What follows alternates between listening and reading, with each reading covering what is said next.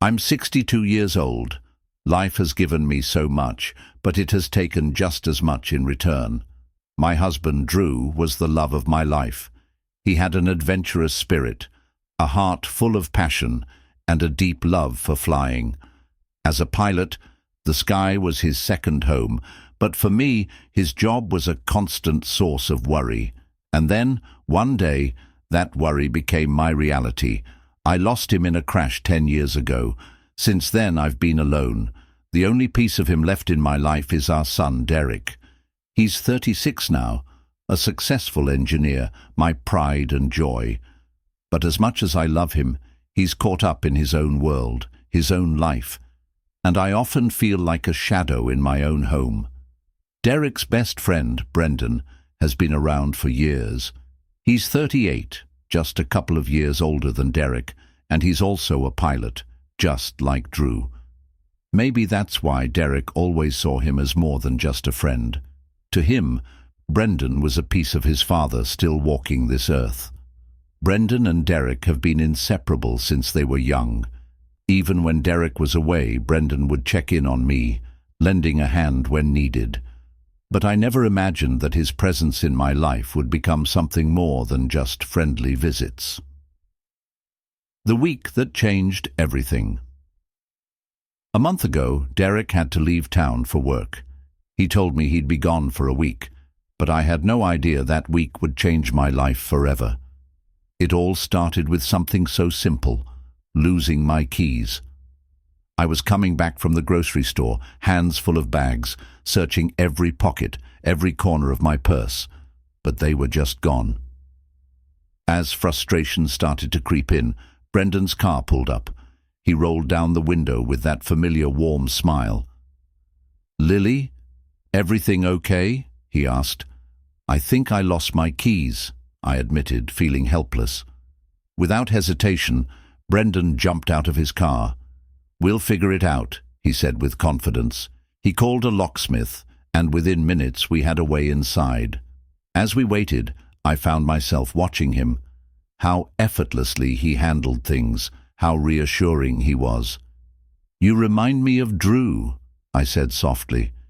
"He always knew how to fix things, just like you."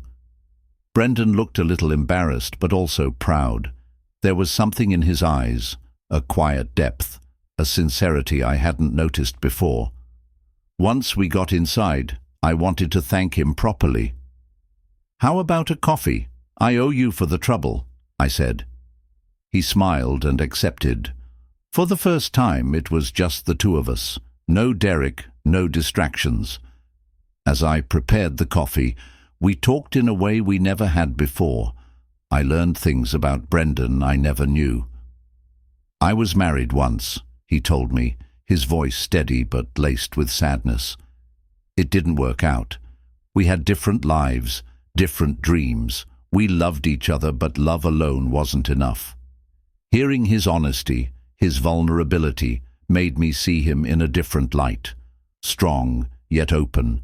Confident, yet deeply human.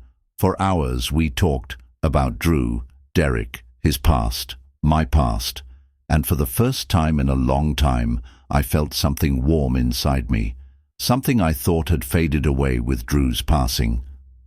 A moment that changed everything. As Brendan got up to leave, he paused at the door, turned around, and without hesitation, he wrapped me in a hug. "Really, thank you, Lily," he said, his voice low, filled with something I couldn't quite place. I hesitated for only a second before hugging him back, and in that moment, something shifted. The warmth of his embrace was different, stronger, deeper. My heart pounded. There was something unspoken between us, something neither of us could put into words, but it was there. That night, I couldn't stop thinking about it, and neither could he. Another week, another chance. Derek called a few days later. "Mom, I have to stay another week. Work's gotten crazy. I hate leaving you alone this long." But strangely, I didn't feel alone. I felt something else, a peace I hadn't known in years.